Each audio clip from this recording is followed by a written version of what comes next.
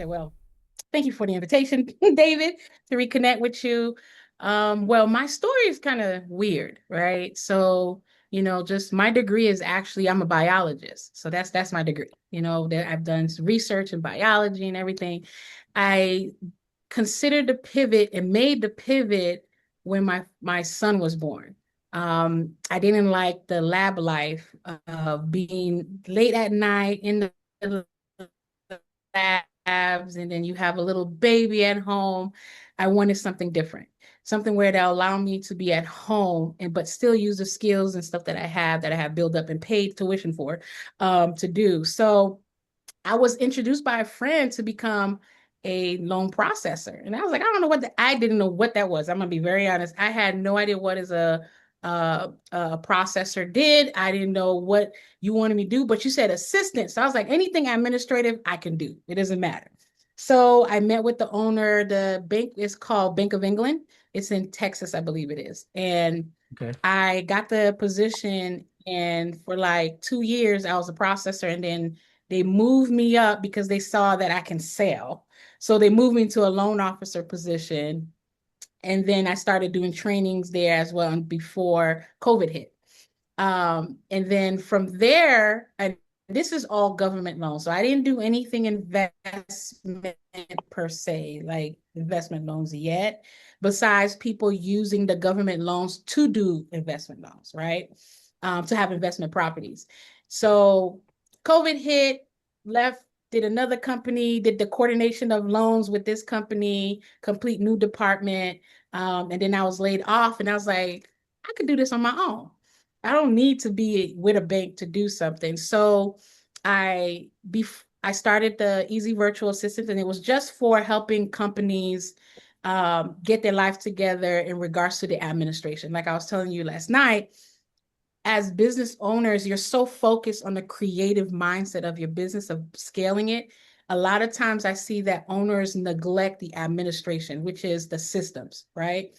Putting systems in place so that you can scale. And administration is part of that foundation. So I started doing that. And it was through a friend who told me, hey, you need to help me. And he's a fitness coach. And so I started working with him, getting clients. And then I realized I still want to do loans. I still want to do something in the real estate. I love dealing with paperwork when it comes to mortgage. And because I had the mindset of a underwriter and a processor, uh, I don't know how I landed on it, but I started talking to private lenders, and they were like, yay, let's contract together.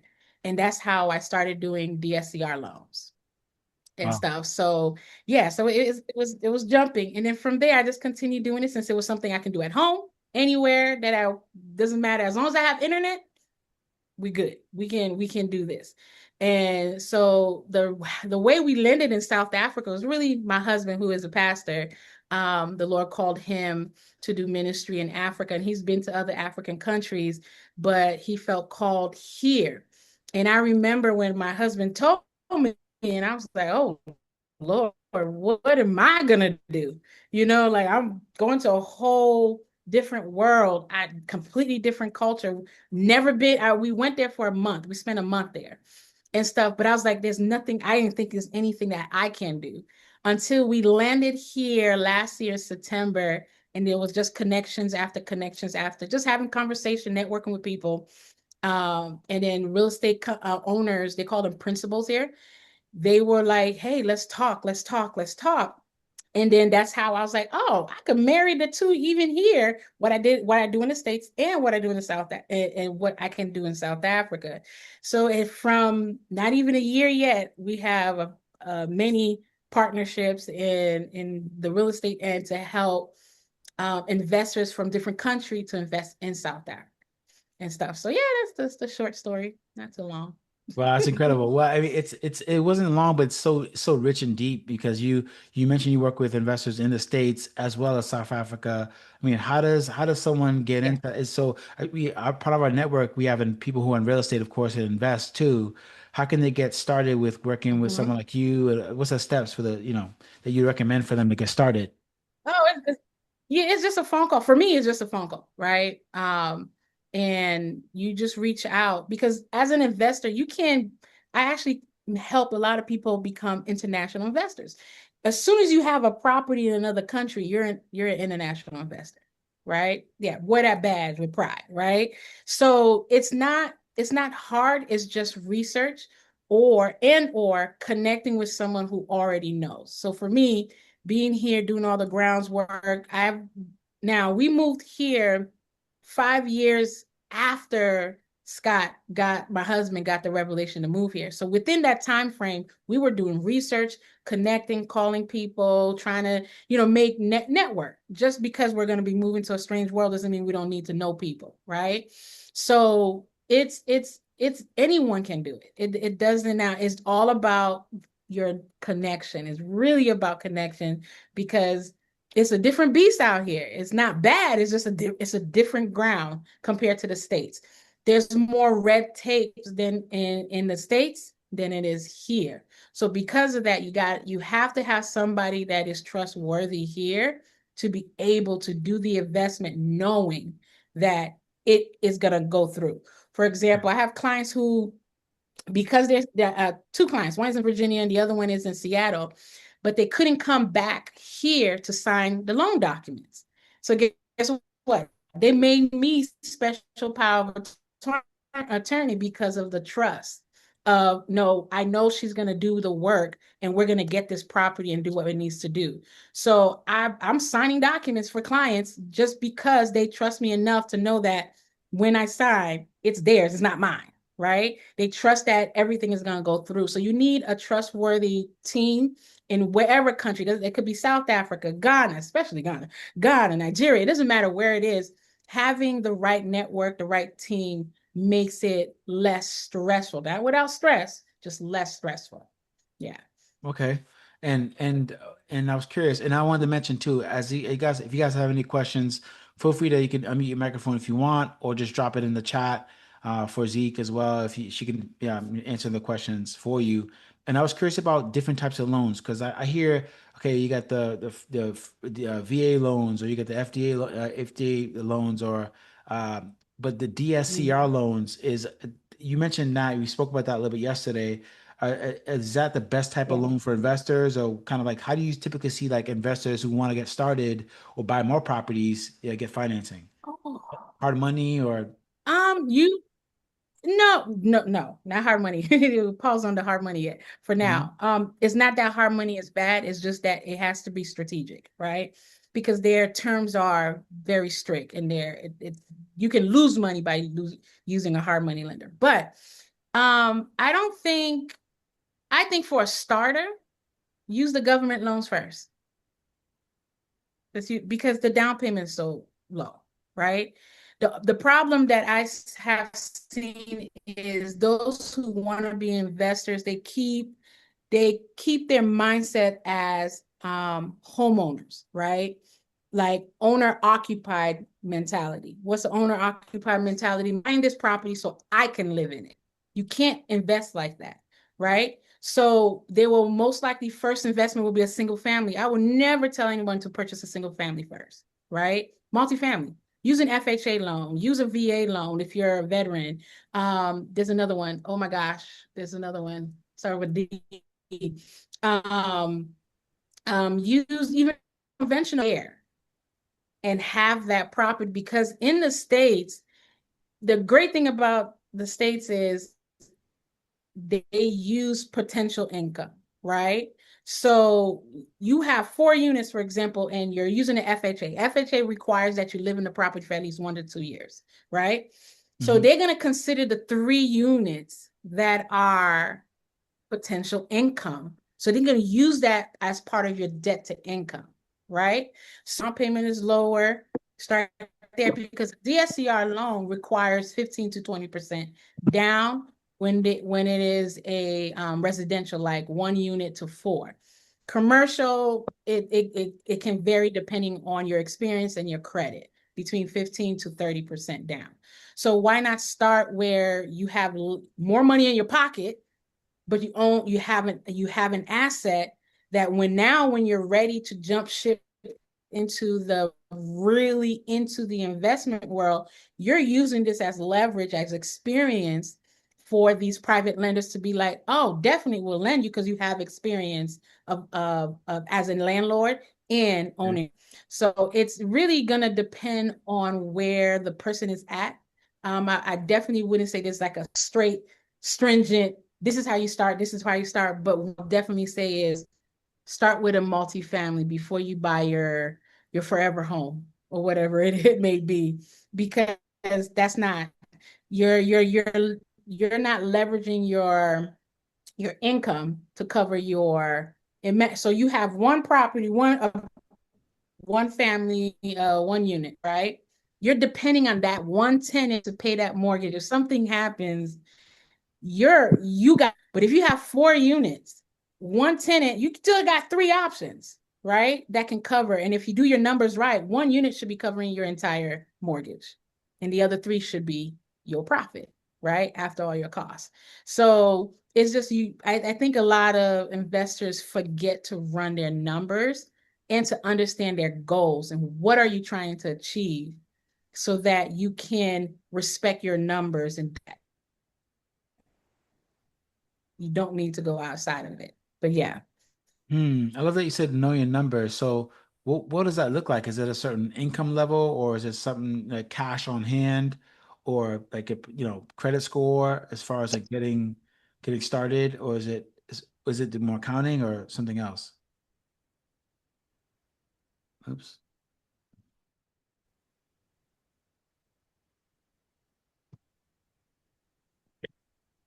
No, your foresight, your goal is to invest, right? So you got to think, will these units still bring me income if something goes? Would it pay all the bills? Would it cover the mortgage? Will it cover the taxes? And will I still be able to make a profit?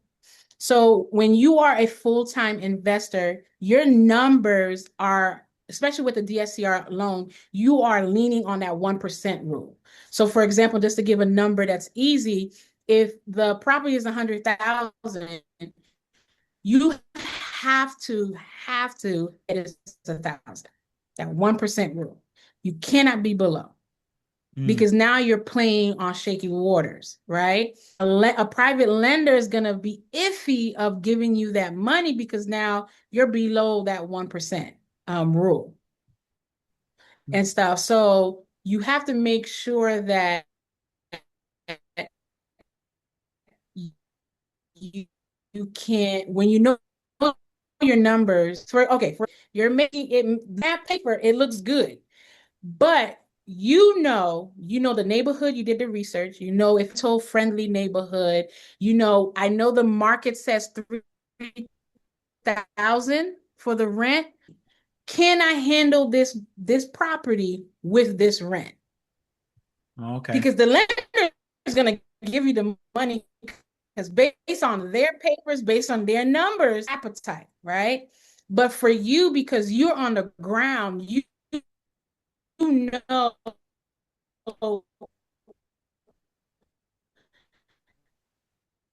uh, people sleep on justification with and a lender, they're not there. They're just looking at what's on paper. You are on the numbers, the area that you're in, and can it bring any profit on that 2,800? So that's when I was like, you got to respect your numbers. You have to respect numbers because numbers don't lie. They're not going to change their mind for you. They're not going to do none of that. Whatever the number is, that's what it's going to be for that season. It is what it is. It's not going to lie. Okay. Okay. And I like that. And what are the numbers different for say South Africa or like say Africa versus investing in this US? Does it matter as far as far as like how much you need, or is it the same rule apply for say like DSCR loans, for example? Um, There's no such thing called DSCR loans here. So the same avenue that you will use to purchase a personal property is the same, right? And with America, you have that separation that you can do. Because so let's do America first. So government loans, FHA, VA, conventional, and that other one that starts with it's for rural loans. I can remember. you Um, USDA, and yeah. USDA, yeah, Mhm. USDA loans. Those loans are government, right? So stricter requirements, underwriting requirements. You have your income is included, your debt is included. They could care less about what the property is because you're the one living in it, right? But a DSCR loan, they don't care about your income. They don't care what you're bringing in. They don't care if you have a high debt to income ratio. They don't care.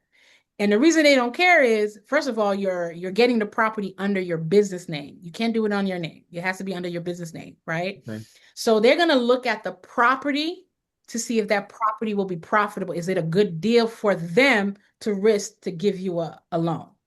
Right? So what they look at is your credit. Do you have the down payment and do you have the closing costs and reserves to close? That's all they look. They don't care about anything else. Of course, your documents, your LLC documents has to be in place, right? So definitely your LLC or your trust, whichever it is you're going to use, because the trust is still an entity. Nonprofit is still an entity, so you still can buy properties with that. And then having an EIN number because that's your business social security number. You don't use your information. And operating agreement, which is one of the most missing document that most businesses miss. As small businesses, their operating agreement, right? How is your business functioning? How much percentage do you own if you're sharing it with somebody else? Because that Mhm. plays around with how the loan function and your taxes. So having the right structure and then making sure you have the money, the credit. Now, private lenders who could care less about your credit, definitely. But your interest rates will be very high.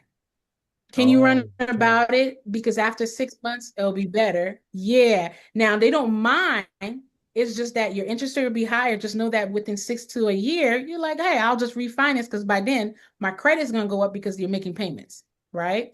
So, but it's not on your credit. That's another thing. It's just weird. Really? DSCR loans don't go on your credit. Yeah, so you can buy multiple properties under your LLC. That's not you, that's your entity. So you can then go buy a home. The crazy thing is they don't use the debt for that property, but they can use the income because it's your business. Wow, that's interesting. But they won't use the debt because it's not in your name. It's not on your credit score. Yeah, it's not on your credit score. Your credit report, I mean. Anything you purchase with your LLC is not on your credit report. It's not you, it's your entity. So, yes, they look at your credit score, but they don't put the debt on your credit score. So, that's why you can go and buy your dream home after you have done all your investing and getting your numbers, the profit, the margin that you want. And then now all that income, you can then buy your dream home rather than buying a dream home now and don't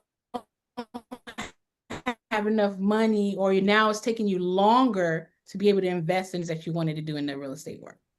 Yeah.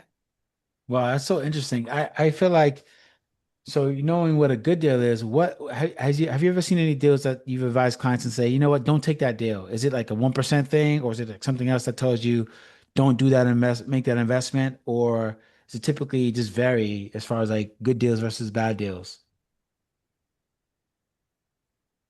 Mhm.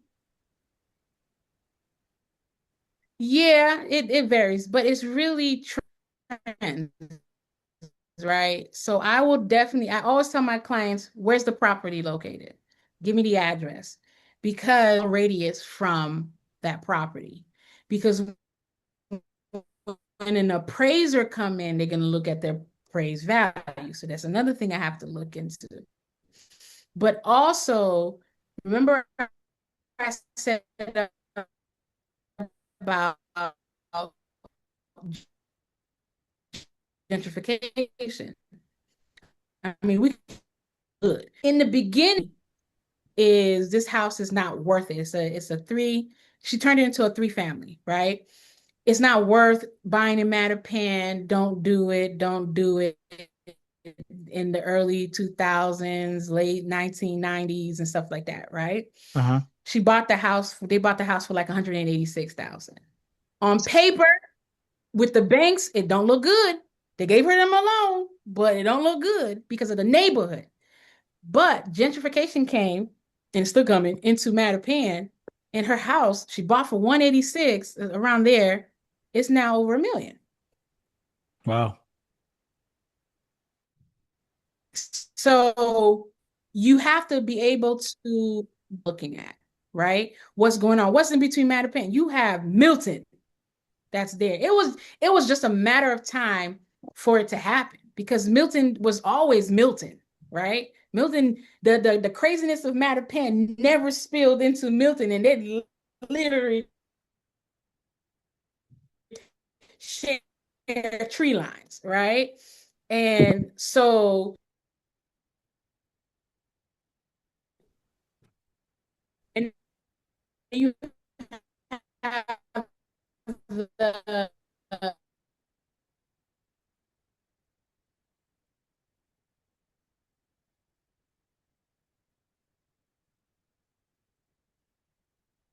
where she's at, you have the high scale, high park area for that property to appreciate by a blessing. My uncle sold it to them away.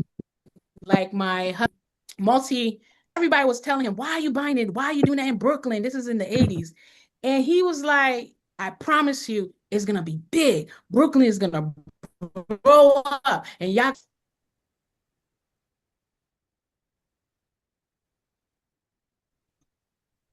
over, and his kids are enjoying that profit right now. Wow. So to Mhm. me, I always look at what's the trend of the neighborhood. And if it's not looking, just think, look into something else, right? Also, I also consider the goals of my client because, you know, just because it is a great deal, but does it fit? So you have different people who want to invest in they're investing in different ways, not just for rental income. I have a client who's buying it. I have two clients, one for a nursing. Hey. So I, Hey. I have two who had different who wanted to do elderly home, but for able-bodied elders. There's a name for it. I can't remember the name. And then I have another client who was just giving housing for ex-inmates, right? Wow. So you can't just buy any property in any neighborhood. You can't for ex-cons. No, don't go to Milton. That's not it. Don't do that.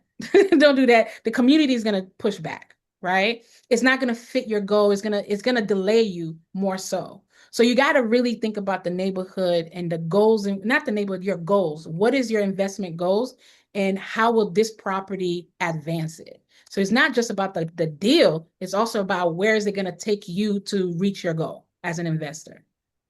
Oh, that's powerful. And I'm back on. I think it may have kicked me back out or something, but Yeah. back on the call. And I so okay, so I'm an investor. I have like $50,000 or so. Or how would you advise me if I had like $10,000, $20,000? Let's go a little bit lower. And I wanted to invest and take the next step with you. So how would that work with you? Call you and set up a consultation? Is that typically how you work with investors, or is it partnership? Yes. No, no, no partnership. It's basically consultation because I need to know where you trying to go. You have 10, 20,000. It's not that you can't invest. You just have to be very smart in how you invest to start with that amount in the States. I'm gonna say in the States because I will get back to you on that one. Mhm. In the States, you gotta be very careful because you can do tax liens. You can do banks are not in the industry of managing property. They don't want to keep any foreclosed home. So yes, there's another one: foreclosed bank-owned properties, 20,000, and especially doing in a reset. Look at the economy. Look at the economy. We bought our property, one of our properties in Ohio, for 98,000 right after the recession of 2008. Right? Ooh, We end up selling for 230,000. wow.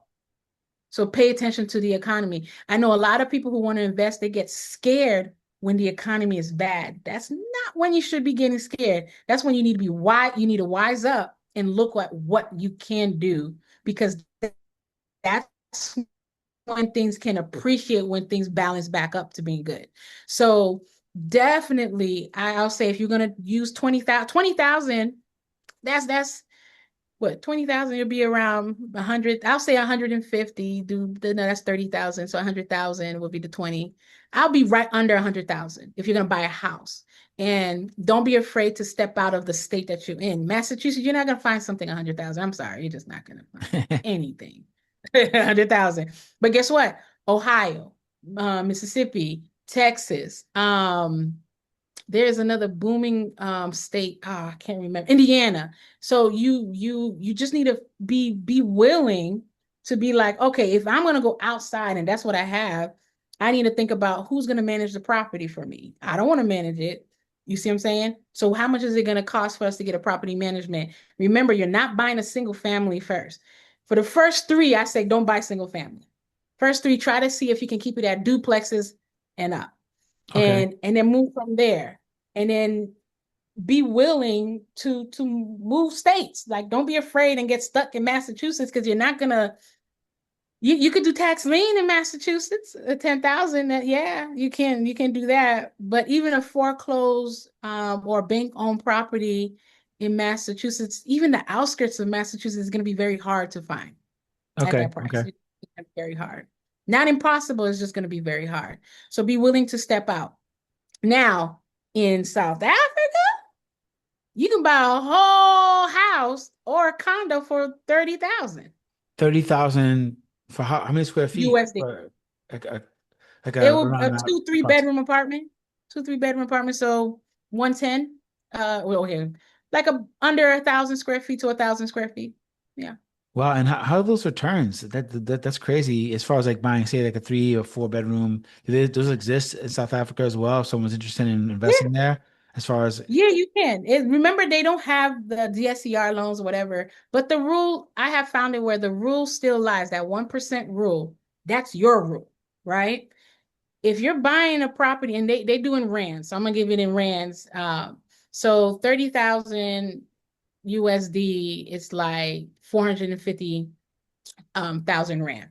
Mhm. So your 1% rule is your rent. You have to be able to get the rent at 4,500 a month. So we have a unit, a friend of ours who purchased a property there, a condo there. She bought it for 450,000, and the rent is double that, 4,500 rand. Oh, so 9,000. So essentially, like, Ah, wow. exactly. So if you keep that rule, you still will be successful here. But even though you purchase, the only downfall as a outsider is that you have to put 50% down. That's the only thing. But Oh, if the loan is 30,000, that's 15,000. I mean, it's a lower, but you have to put 50% down. oh, wow. And is there any extra like taxes or fees for like an American looking to invest there? Like, closing costs. You mentioned double closing costs. Is it same as far as Yeah. closing? It is. So in the States, you have like a title company or a title attorney, right? That does your closing documents, right? And then you pay a closing fee, a title fee.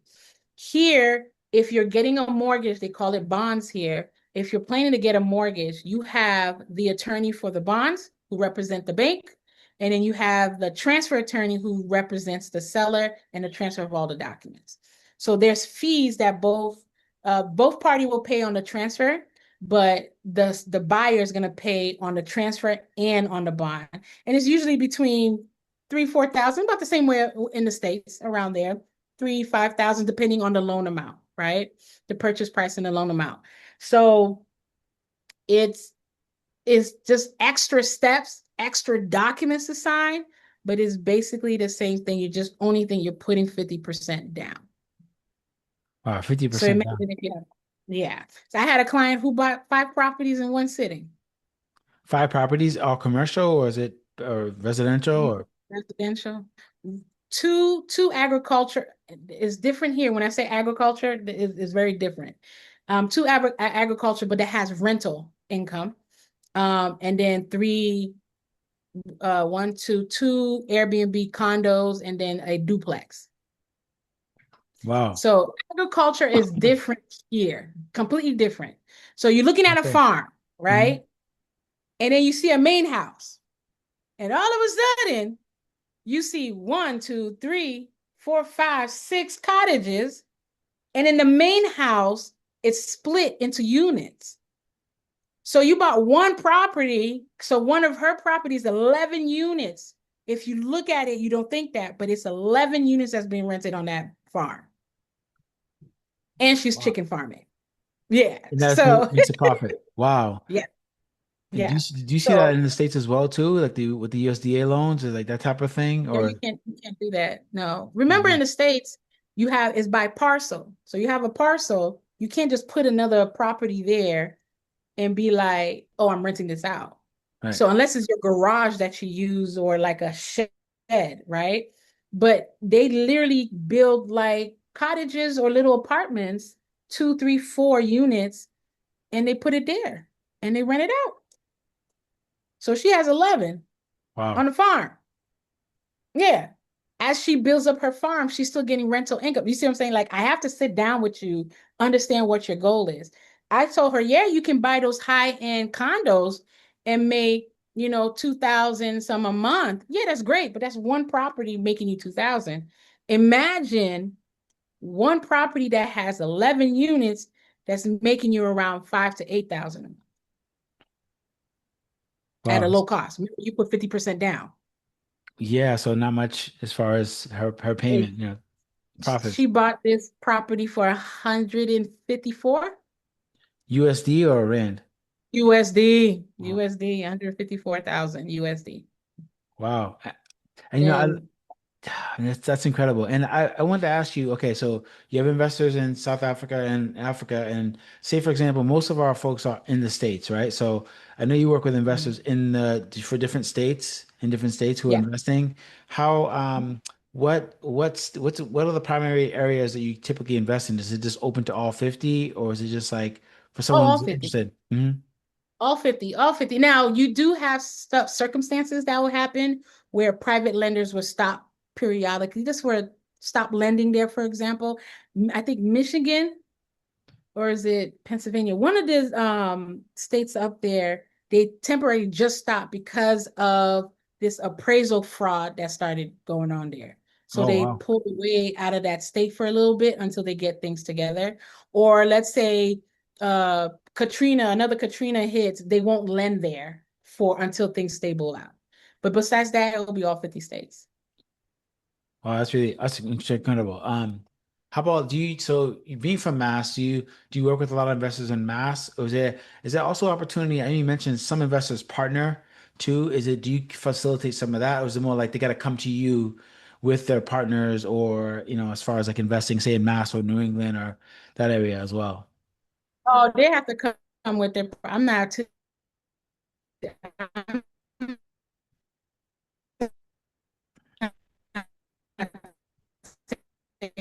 That liability. You have to vet the person you want to work with. Oh, state, because in Ohio, because I was staying in Ohio, outside investors. I think maybe out of my whole time doing investment loan, I think I had maybe three local investors. Everybody else was from Georgia, Texas, purchasing in Ohio because the prices of the properties were lower now. They're making their profit that they're looking at. Wow. So don't be afraid to step out of the state and you live in it. If the money that you have can't stretch to be may help you become an investor, a partner, because they got to vet. You are one in this whole investment world, but you have the credit, right? Your credit is great, but you don't have the money. Partner with someone who has the money. They don't have to have the credit. They just need to have money, and you do a joint venture together. Paper. Make sure legally on paper a joint venture describing the breakdown of how the percentage and how everybody get paid so there's no confusion. And then from there, you're using that person's money, but that person's money, that person with the money is using your credit because now you're becoming the principal, the guarantee, the guarantor for that loan. That person over here does not need to be there. Only you need to be. So both persons, even if you have an LLC that has two people who are owners of the LLC, you can Okay. pick and choose which one. We just have to change the percentage on the operating agreement so that the lender does not request for their documents if their credit is not well. Oh, so there's a way to Yeah. structure it in a way that's advantageous with the partner. Hmm. Mm-hmm.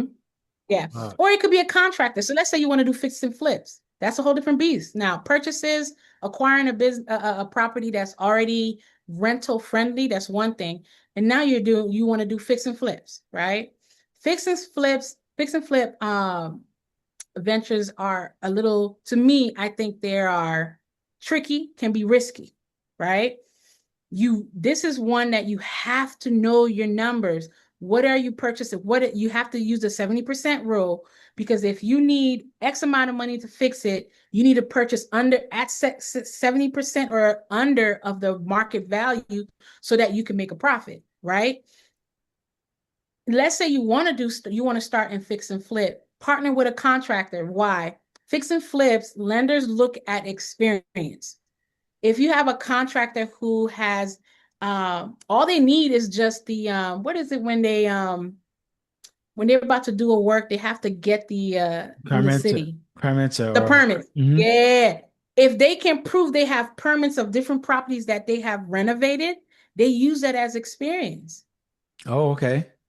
So you partner with a contractor who, paperwork, make sure everything is legal on paper. Everybody's understands their cuts and all that stuff. Because think about it, you can't when you partner with a contractor, how do they get paid? The From doing the contracts. work. Yeah, yeah, right. They're doing the work. Yeah. Hmm. They're getting paid, they're gonna get paid from the lender, right? When they're doing the work, they're gonna get paid from the lender. And whatever how you agreed on, they're gonna get paid from the profit when the property sells. So you can't get too greedy. Just know that you're going to make money, but you got to make the numbers make sense for both parties, right? Hmm. But you're using that person experience and that contractor is using your credit. Wow, that's incredible. That's Yeah. super insightful.